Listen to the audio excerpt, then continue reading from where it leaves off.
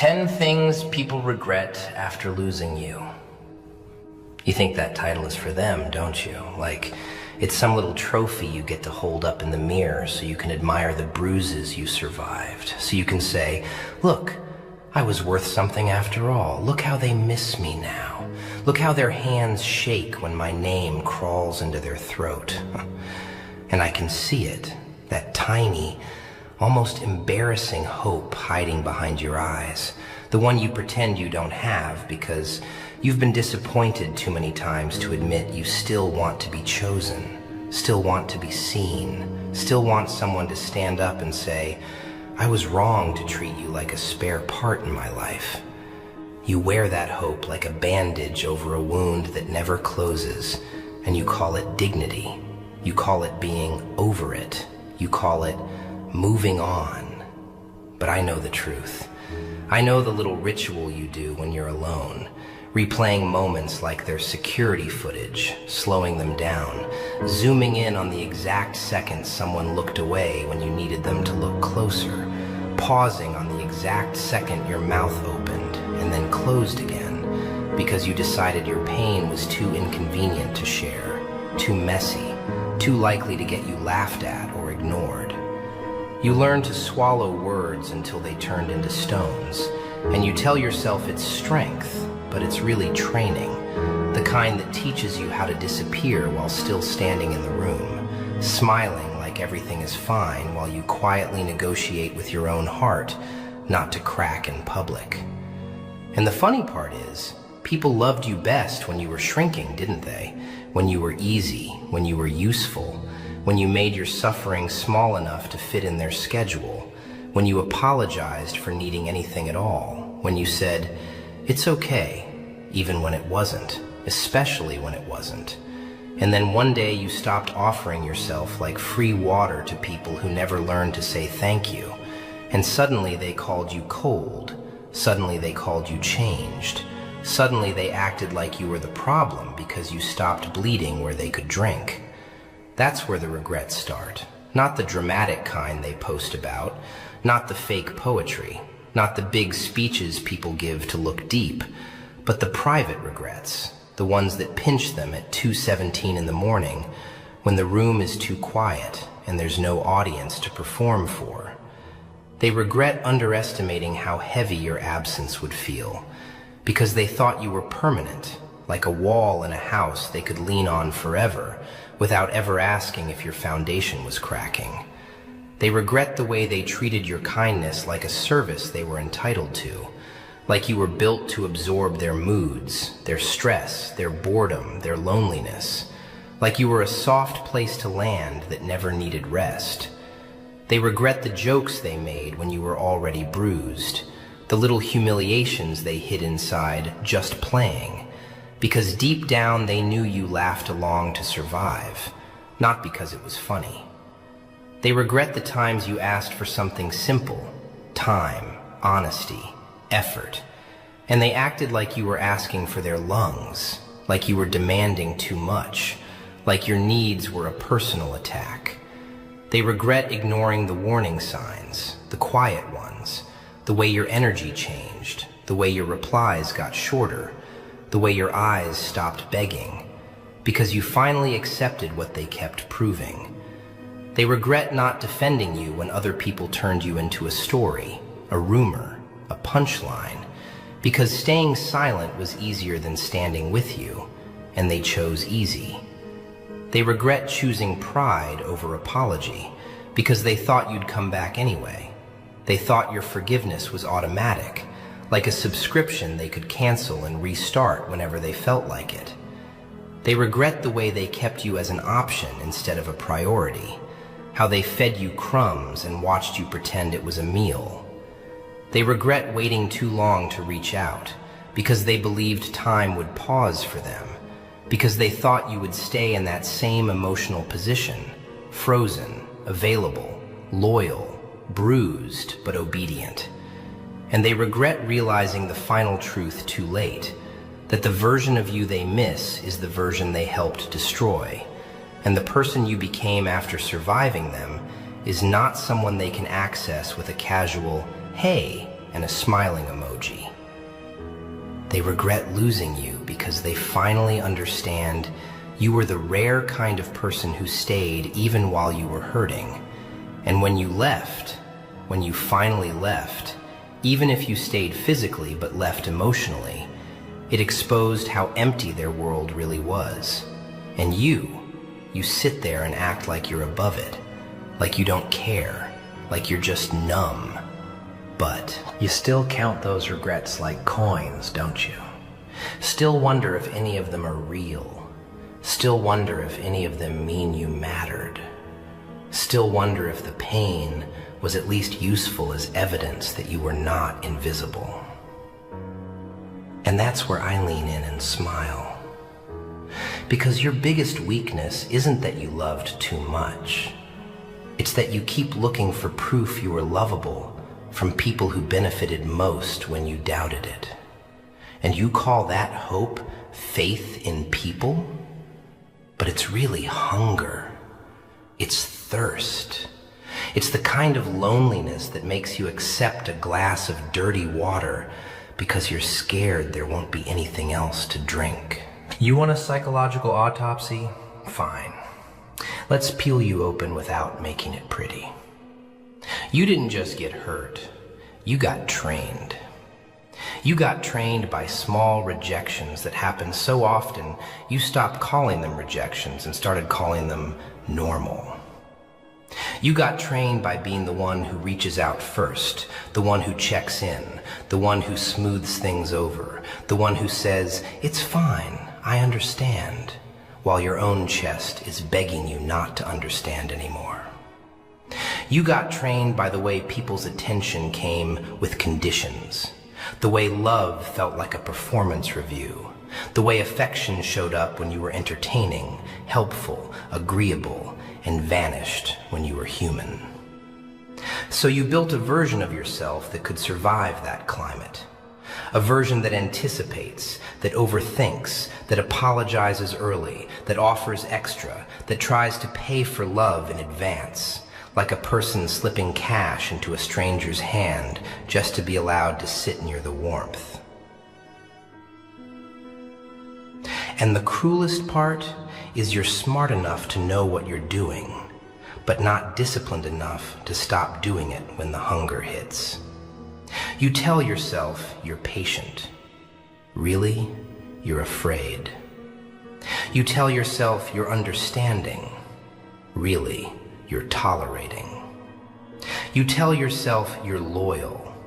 Really, you're attached to the idea that if you just endure long enough, someone will finally notice the cost. You learned to make yourself smaller because you thought it would make you easier to keep. You learned to laugh at what hurt you because you thought it would make you safer. You learned to say, "No problem," with a smile because you thought it would make you lovable. And then you got angry at yourself for feeling empty, as if emptiness was a moral failure instead of the predictable result of pouring and pouring and pouring into hands that never learned how to hold.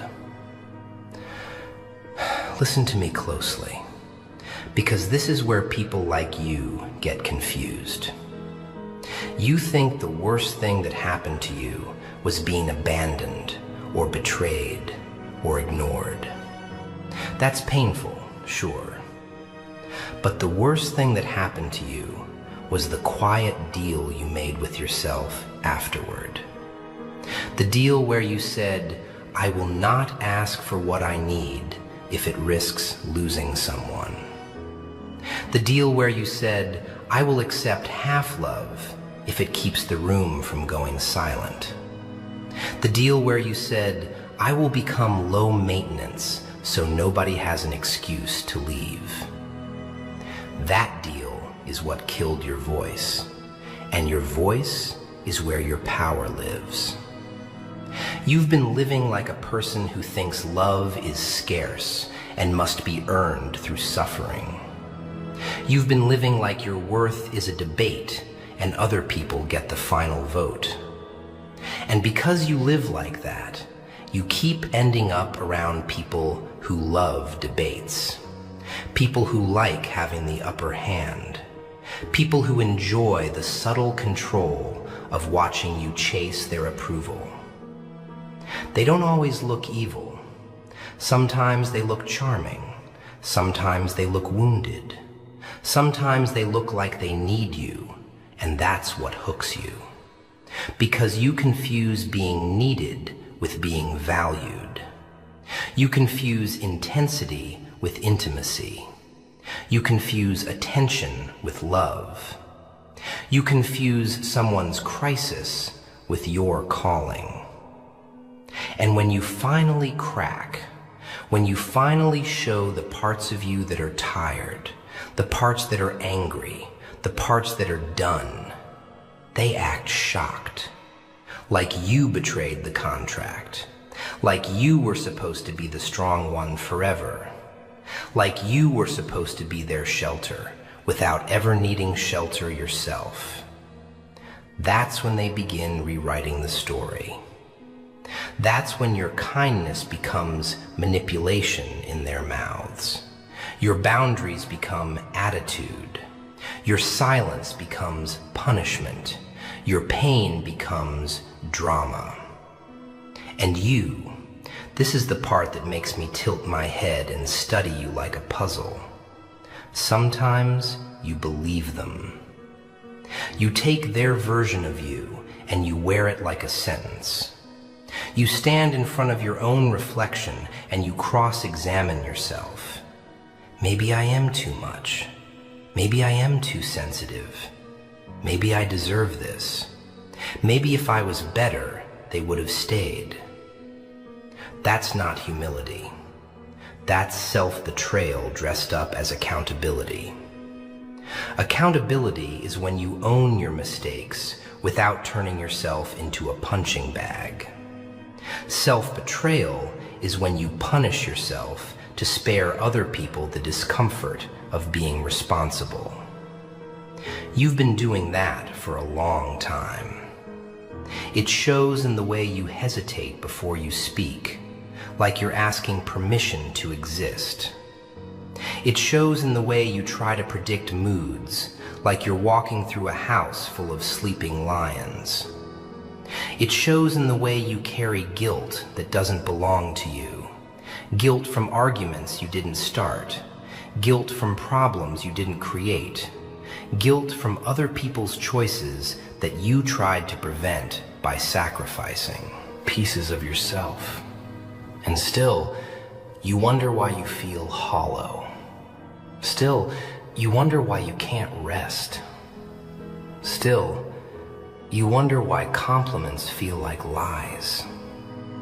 Still, you wonder why you're exhausted, even on days when nothing happens. Because your nervous system has been living in court for years, defending your right to be loved. And the judge is always someone else.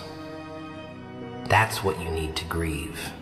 Not just them, not just the relationship, not just the friendship, not just the respect you didn't get, but the years you spent negotiating for crumbs when you could have been building a table. And yeah, I said grieve, because grief is not only for death. Grief is for the version of you that kept hoping. Grief is for the time you gave away. Grief is for the apologies you offered for having a heartbeat. Grief is for the nights you lay there, phone glowing like a tiny moon, waiting for a message that would prove you mattered. And every minute that passed felt like a verdict. You remember those nights. Don't pretend you don't. You stared so hard at silence that silence started staring back, and you learned to translate it. If they cared, they would. If I mattered, they'd notice. If I was enough, they'd stay. Those translations carved grooves into you. And then, when someone finally did show up, when someone gave you a little warmth, you clung too quickly. Not because you were foolish, but because you were starving. Starving people don't ask if the meal is healthy. They just eat. That's not shameful. That's human. But you can't stay starving forever and call it love. I'm going to drag you through memory now, not to torture you, but to show you how your mind keeps lying to you in a friendly voice. You romanticize the beginning. You take the early sweetness, the early attention, the early promises, and you use them like a blanket over the later cold. You tell yourself, they weren't always like this, so maybe they can go back. You tell yourself, if I just say it the right way, if I just wait for the right time, if I just give them space, if I just prove I'm not a problem, they will remember who I am to them. No, they remember. They always remember. They just don't always care enough to act like it. And that's the part you avoid. Because it's cleaner to blame yourself than to accept that someone could see you clearly and still choose convenience over care. You'd rather believe you were unlovable than accept you were loved poorly. Because if you were loved poorly, then the world is unfair and you can't control it. If you were unlovable, then at least there's a project. Fix yourself, earn it, become better, become smaller, become easier, become perfect. Perfection is your little fantasy of safety. You think if you become flawless, nobody can hurt you. But flawless people are easy to use because they're desperate to stay flawless, desperate to avoid conflict, desperate to keep the peace. So they swallow disrespect and call it maturity. They accept neglect and call it independence. They endure betrayal and call it forgiveness. Forgiveness is not pretending the knife didn't cut. Forgiveness is acknowledging the wound without handing the blade back to the same hand. And here's another lie you tell yourself. You think walking away is cruelty. You think silence is cruelty. You think choosing yourself is cruelty. That's because you were taught that your value is measured by how much you can endure for others. You were praised for being strong when strong meant silent. You were admired for being patient when patient meant ignored. You were called good when good meant convenient. So now, when you set a boundary, your body reacts like you committed a crime. Your chest tightens. Your mind starts bargaining. You imagine them being angry. You imagine them leaving. You imagine being alone.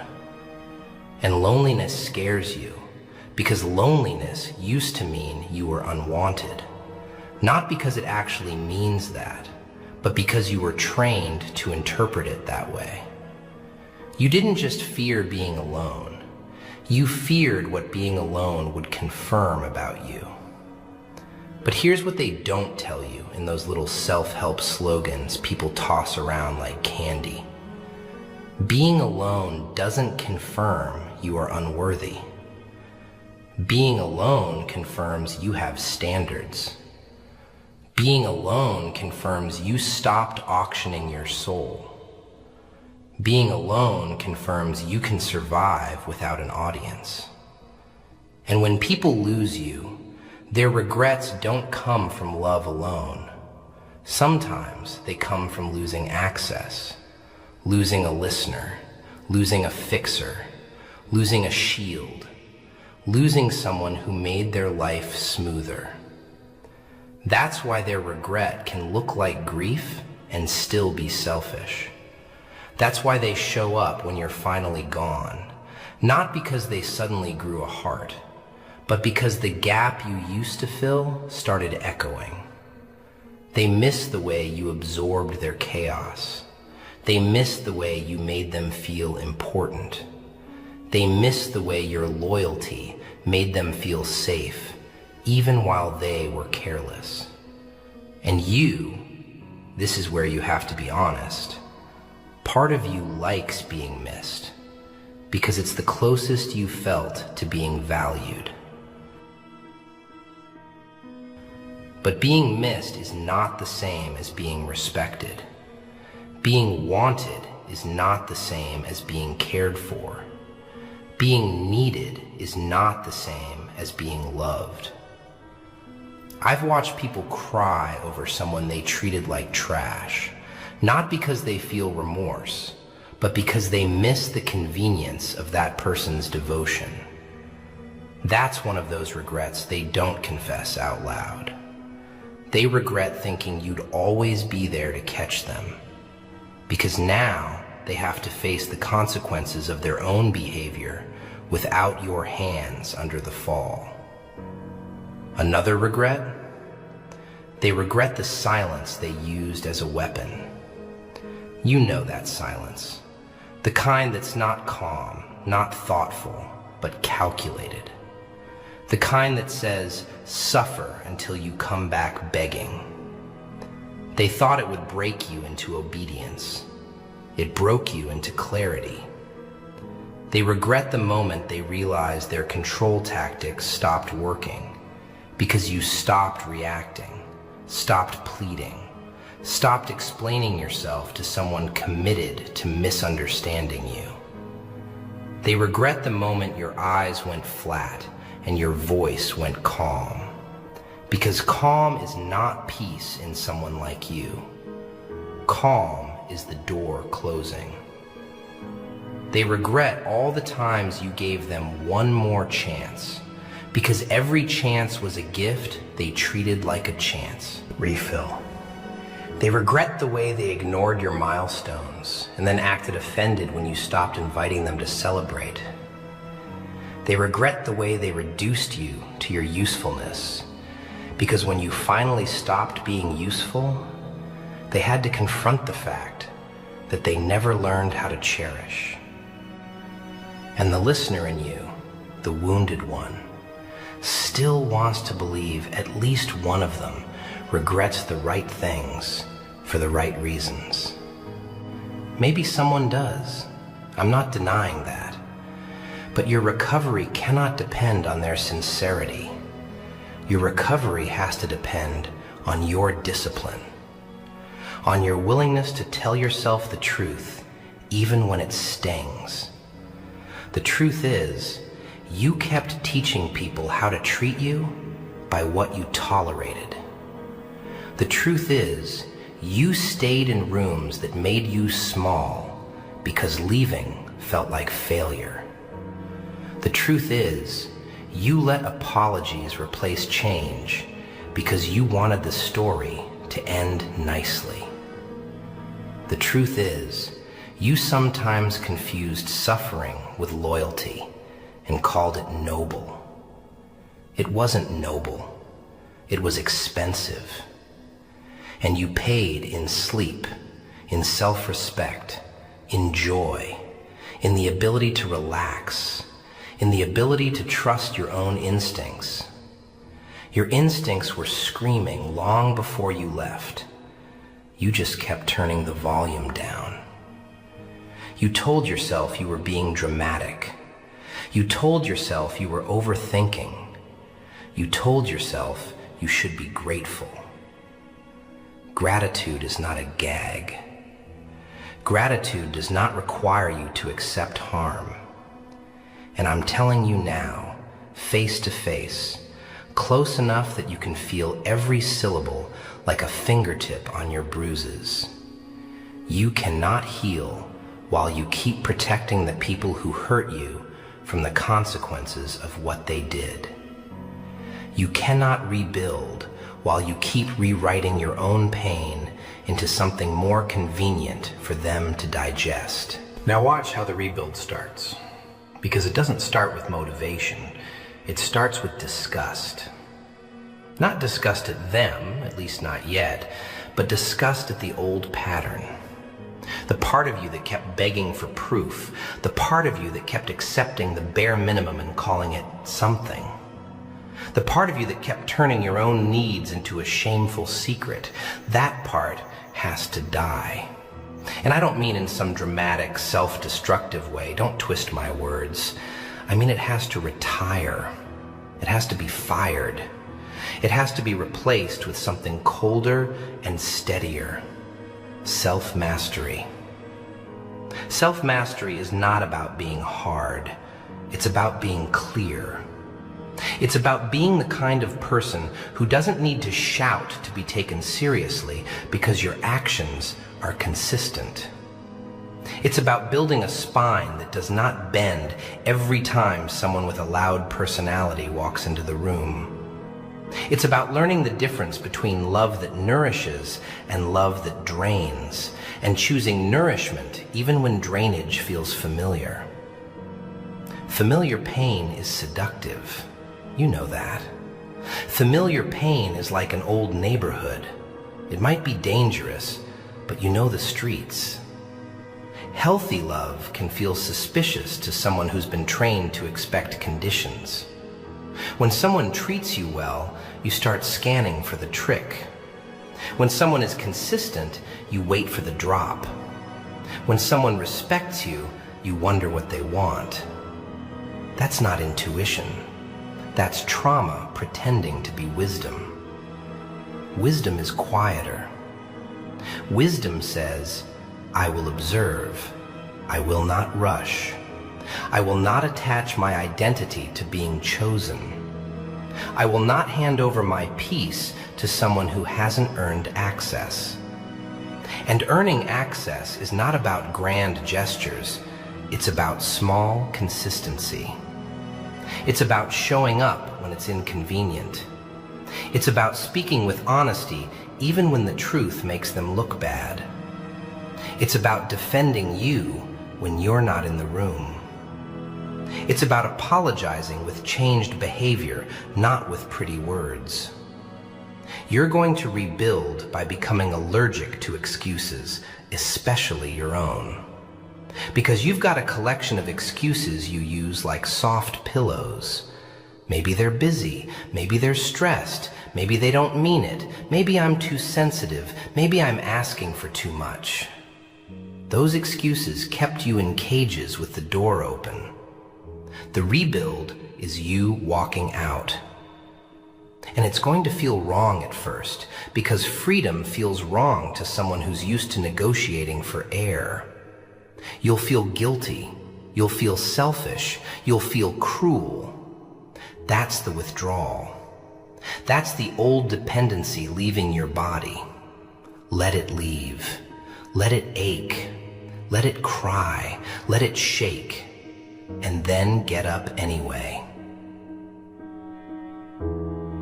Discipline isn't a mood. Discipline is a decision you repeat when your feelings throw a tantrum. You're going to rebuild by setting standards and enforcing them, not with anger, not with speeches, but with distance. Distance is the language people understand when words have failed.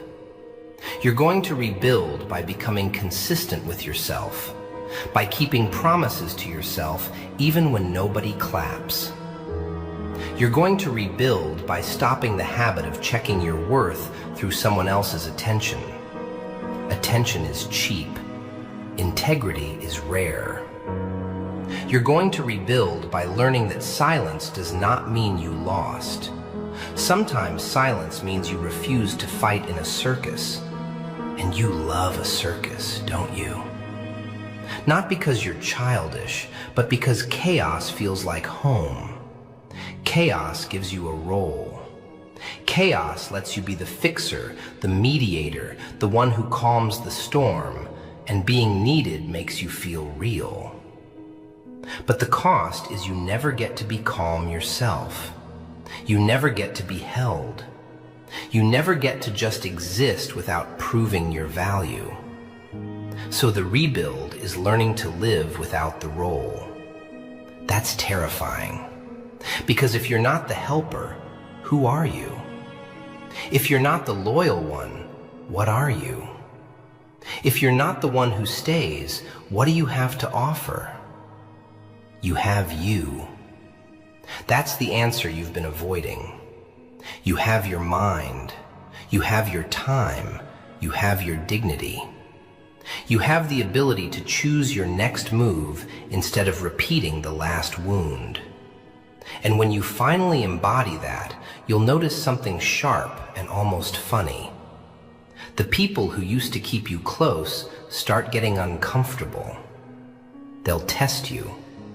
They'll throw little hooks into the water to see if you still bite. They'll send messages that pretend nothing happened. They'll make jokes about how serious you've become. They'll accuse you of changing. They'll act like your growth is an insult. That's one more regret they'll carry later, that they mocked your evolution because it reminded them of their stagnation. Let them regret it. Don't collect their regret like candy. Don't use it as proof. Use it as confirmation that your boundary is working. The point isn't to punish them. The point is to protect you. And protection is not hatred. Protection is love with a backbone. Protection is choosing not to place your heart in hands that have a history of squeezing. Protection is understanding that you can forgive someone and still decide they are not safe. You can wish them well and still walk away. You can remember the good and still refuse the pattern. And here's the cold truth that will set you free if you can stomach it. Not everyone deserves the best of you. Not everyone deserves access to your softness. Not everyone deserves the version of you that stays late, that listens, that cares, that gives. Your softness is not a public resource. It's sacred, quietly, practically sacred, because it costs you something. So you start treating it like it costs.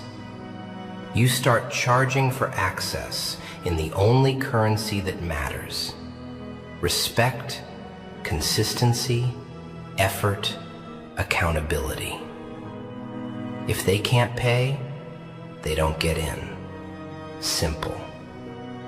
And you, yes, you, stop apologizing for having that door. And when the room gets quiet after you stop chasing, that's when the last transformation happens. The one you've been afraid of because it feels like standing on the edge of a roof, looking down at emptiness. You stop needing an audience to validate your pain. You stop telling your story to people who only listen so they can judge. You stop explaining your boundaries to people committed to crossing them. You stop offering your wounds as evidence in a trial where the verdict was decided before you spoke. You learn to sit with your own mind without scrambling for distractions. That's not easy for someone like you, because your mind is loud and it drags up memories like they're bodies in a river. It shows you the moment you trusted the wrong person. It shows you the message you sent that never got a reply. It shows you the apology you offered that wasn't deserved. It shows you the day you smiled in public and then cried in private, quiet so nobody would hear. It shows you the way you were treated like you were replaceable, and you believed it for a while, because being replaceable was less painful than believing someone chose to lose you. But here's the thing about being replaced. It does not define your value. It defines their capacity. People replace what they do not know how to cherish. People discard what requires responsibility. People trade depth for convenience because depth demands honesty, and honesty demands change. That's why some of them will always regret losing you. Because losing you was the moment the world stopped being padded. Losing you was the moment their excuses stopped working. Losing you was the moment they realized they had been living off your patience like it was a power source. And yes, sometimes they'll come back, not with remorse, but with nostalgia. Nostalgia is dangerous. Nostalgia is a liar that wears perfume. It will show you highlights and hide the bruises. It will whisper, maybe this time, maybe now, maybe they learned. Sometimes people learn. Often they don't. Your job is not to gamble your peace to find out. Your job is to become so anchored in yourself that their return or their absence doesn't move you like a storm moves a paper cup. You become heavy. You become grounded. You become a person who can miss someone without abandoning yourself for them. And that's where your true strength starts. Not in rage, not in revenge, not in showing them what they lost, but in refusing to be the kind of person who needs to be mourned in order to be valued. You will value yourself while you are still here. You will speak your needs without apologizing for having them. You will walk away when the pattern shows its teeth. You will stop calling it love when it only exists when you are useful. You will stop negotiating with disrespect. You will stop giving your tenderness to people who treat it like a weakness. You will stop mistaking endurance for destiny. Endurance is not staying in harm. Endurance is surviving it and refusing to return. Endurance is waking up and building anyway, even when your chest feels like it's full of wet cement. Endurance is letting the wound teach you, not trap you. Endurance is choosing self-mastery when your old habits beg you to crawl back for familiar pain. You don't get to disappear. Not into bitterness, not into numbness, not into fantasies about being saved. You stay. You breathe. You face what happened without turning it into a shrine. You use it like a tool. You let it sharpen your discernment. You let it strengthen your boundaries. You let it teach you what you will never tolerate again. And when the nights come, because they will, and the loneliness tries to convince you that any company is better than silence, you remember this. Silence is only empty when you have nothing inside you. Fill yourself. Fill yourself with routine. Fill yourself with purpose. Fill yourself with principles that don't wobble when someone smiles at you. Fill yourself with the kind of dignity that doesn't need to be witnessed to be real. And then, when the world is quiet and you're finally alone with your own heartbeat, you will realize the most brutal, liberating truth of all. The moment you stopped begging to be chosen was the moment you chose yourself. And that choice, cold, calm, unromantic, turns every past humiliation into fuel, turns every regret into a lesson, turns every long silence into a spine, until even the memory of them can't pull you apart anymore. Until your pain becomes information instead of a prison. until the room can go completely still and you don't panic. You don't reach for crumbs. You don't reach for noise. You don't reach for a hand that used to drop you. You just sit there, steady, and the silence stops feeling like abandonment and starts feeling like strength. And that strength, the kind that doesn't need witnesses, starts doing something strange to you, something almost unsettling at first, because you're used to pain being loud and obvious. You're used to suffering having a soundtrack. You're used to your heart making a scene when it bleeds. But real strength is quiet. And quiet is where your mind finally has no excuses to hide behind. You'll sit there and you'll notice the itch, the twitch in your fingers, the urge to reach out, to check, to peek at what they're doing, to measure your value against their new smiles, to compare your slow healing to their fast distractions. And you'll have to face a humiliating little truth. Part of you doesn't just miss them. Part of you misses the chase, misses the tension, misses the feeling of being almost chosen. Because almost kept you moving, kept you hoping, kept you alive in that frantic way people mistake for love. You know what almost is? It's a leash made out of promises that never materialize. It's a slot machine you keep feeding because once in a while the lights flash and you feel seen.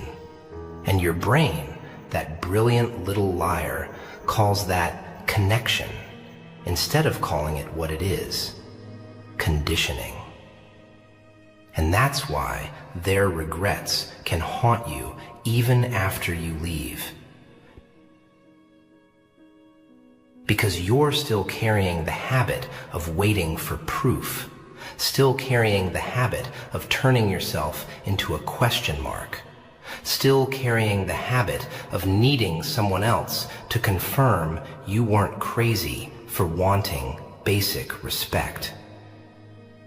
But I'm not here to pat your head and tell you you're special. I'm here to pull the last hook out of your skin.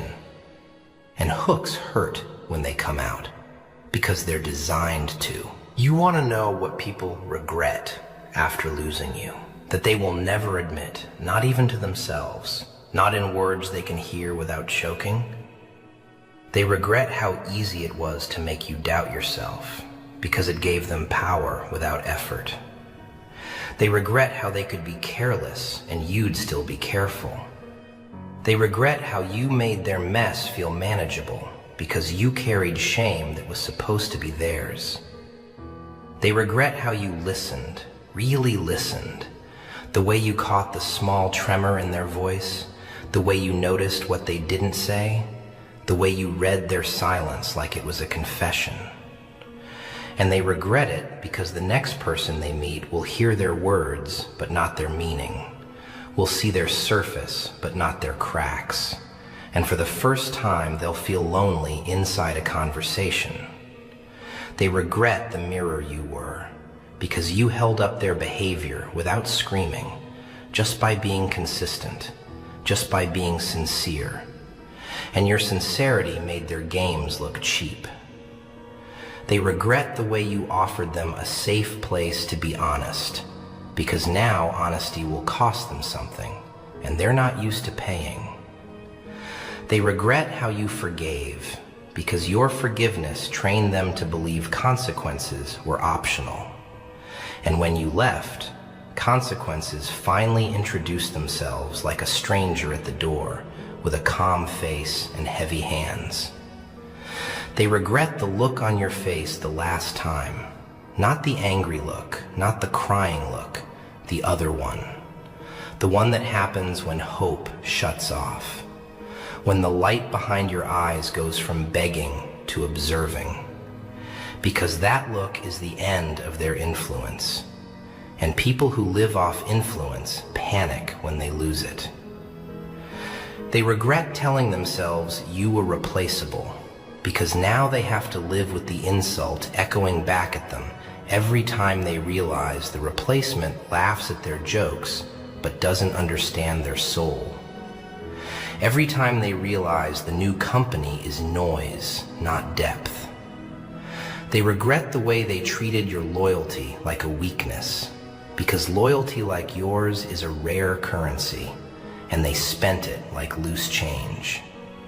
And you can feel those regrets like phantom hands trying to pull you back, because you want justice, you want acknowledgement, you want the universe to stamp your pain with a seal that says validated. And I understand that hunger, I do, because you were denied something basic, to be taken seriously without having to collapse first. But if you keep needing their regret to feel whole, you'll be chained to them even while you're walking away. You'll be carrying their absence like a backpack full of rocks and calling it memory. You'll keep checking the rearview mirror while you're trying to drive forward, and you will crash into the same kind of wall again, just with a different face painted on it. So here's the next cut, sharp and clean. Their regret is not your medicine. Their regret is not your closure. Their regret is not your proof. Your proof is that you're still here, breathing, thinking, building, even after being treated like you were easy to lose.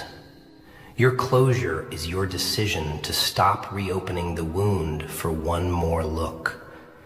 Your medicine is discipline, not drama. Discipline that doesn't argue with your emotions, but doesn't obey them either. Because the truth is, you don't just have wounds from them. You have wounds from you. From the way you abandoned yourself repeatedly to keep other people comfortable. From the way you betrayed your own instincts because you didn't trust yourself to be right.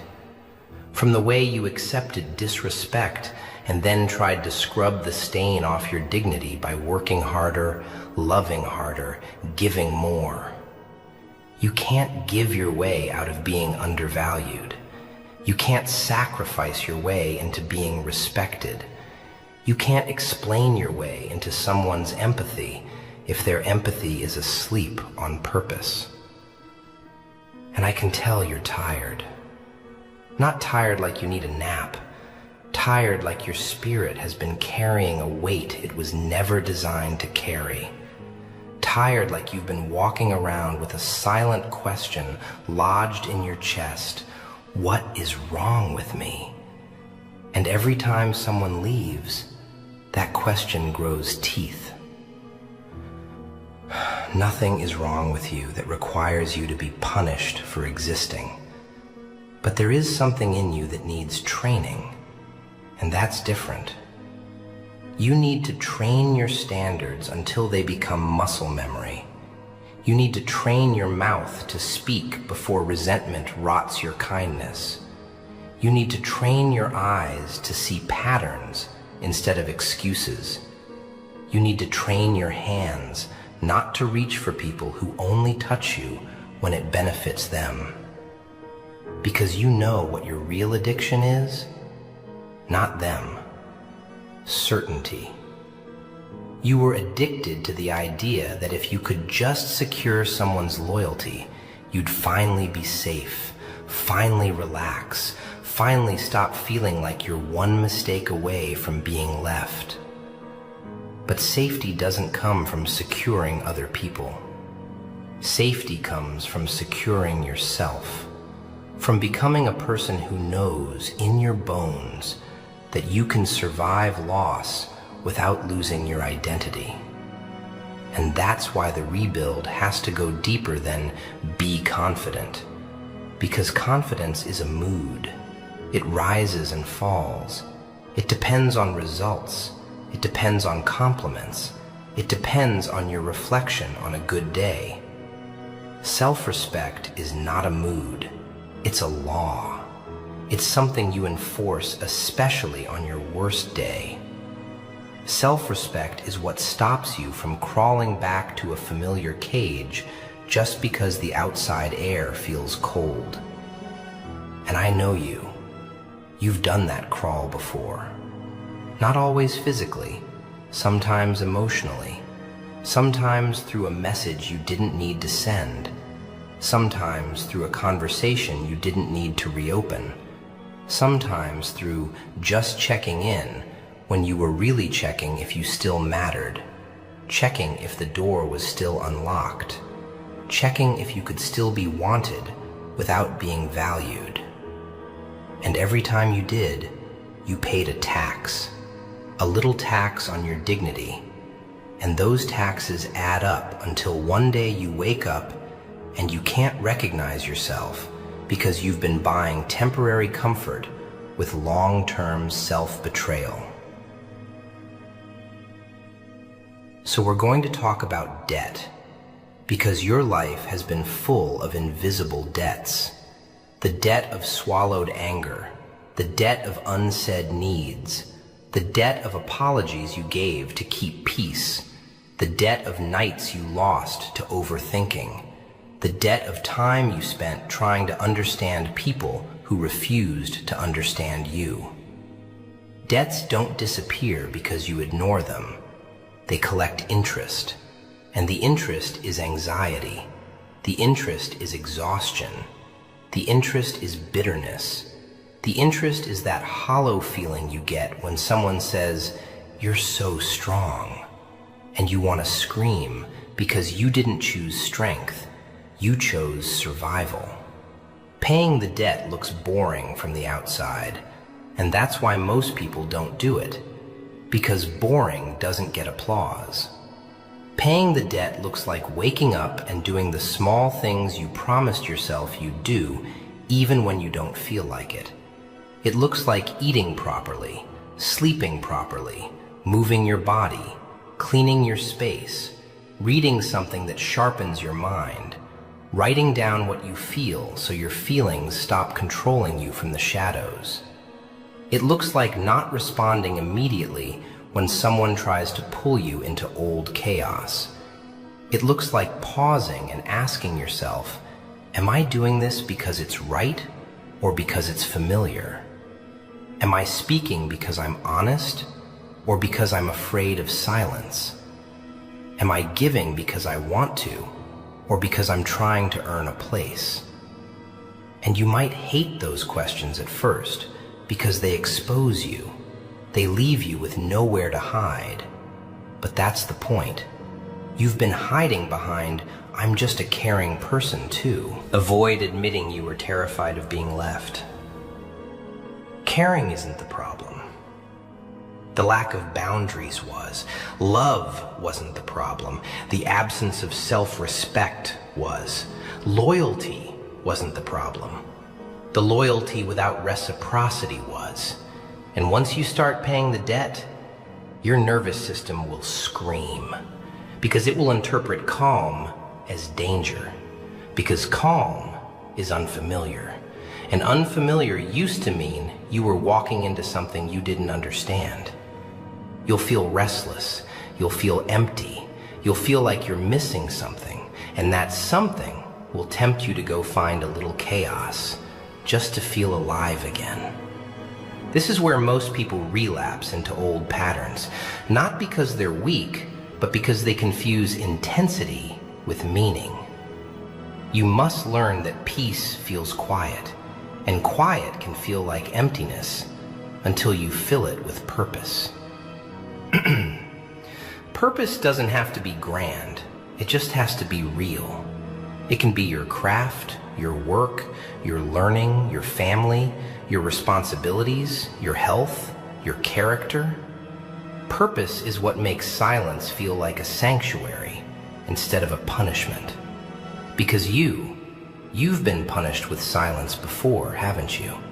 Silent treatments, unanswered messages, rooms where your pain was met with blank stares, people who vanished when you needed them.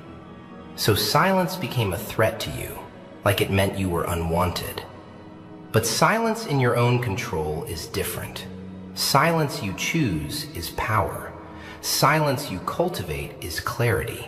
Silence you live in on purpose is where you can finally hear your own intuition again, that voice you kept drowning out with other people's opinions. And when your intuition comes back, it's not dramatic. It doesn't shout. It doesn't beg. It simply points. This is safe. This is not. This is honest. This is performance. This is respect. This is convenience. And the more you listen, the more you'll start noticing the early signs you used to ignore.